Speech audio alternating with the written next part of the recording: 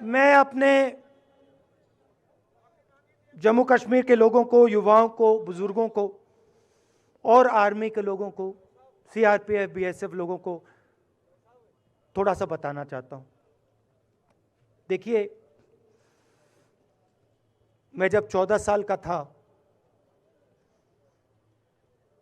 School में था, सुबह ज्योग्राफी की क्लास में था, मैं पढ़ रहा था, सामने बैठा था और मेरी एक टीचर आई, अंदर आई और उसने कहा, राहुल तुम्हें प्रिंसिपल बुला रहा है। मैं बदमाश था, बहुत बदमाश था जब छोटा था। बहन से पूछ सकते हो क्या क्या करता था मैं, अभी भी करता हूं।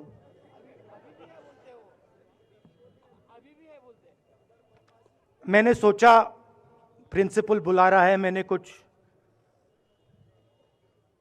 गलती की होगी, अब मार पिटेगी। वहां पे केनिंग होती थी, मैंने सोचा था अब केनिंग होगी मेरी। मगर जब मैं चल रहा था, जिस टीचर ने मुझे बुलाया, उसको देखकर मुझे कुछ अजीब सा लगा। और जब मैं प्रिंसिपल के ऑफिस पहुंचा तो प्रिंसिपल ने कहा, राहुल तुम्हारे घर से फोन कॉल है।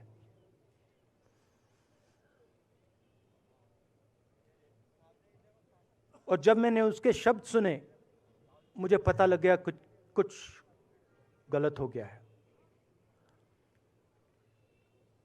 मेरे पैर कांपे और मैंने जैसे फोन अपने कान पे लगाया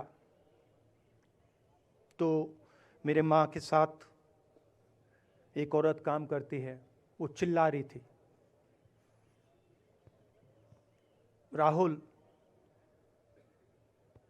दादी को गोली मार दी, दादी को गोली मार दी, दादी को गोली मार दी।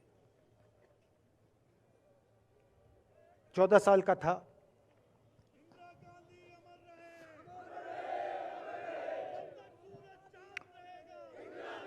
देखिए, ये जो मैं कह रहा हूं, ये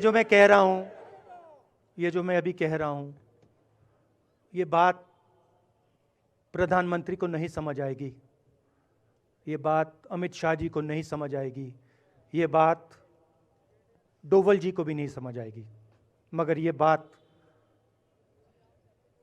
कश्मीर के लोगों को समझ आएगी, ये बात सीआरपीएफ के लोगों को समझ आएगी, ये बात आर्मी के लोगों को समझ आएगी, उनके परिवारों को समझ आएगी। तो उन्होंने मुझे कहा, नाम ओंगमू है उसका, उसने कहा दादी को गोली लग गई, दादी को गोली लग गई। और फिर मुझे गाड़ी में वापस ले गए, प्रियंका को मैंने स्कूल से उठाया, मैं वापस गए।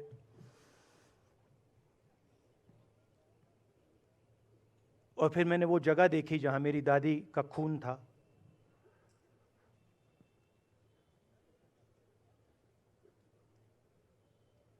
पापा आए, माँ आई, माँ बिल्कुल हिल गई थी, बोल नहीं पा रही थी।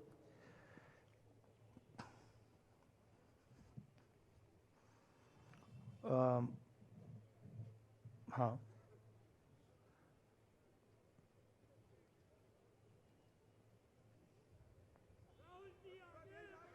फिर क्या हुआ, तो जब जो हम लोग हैं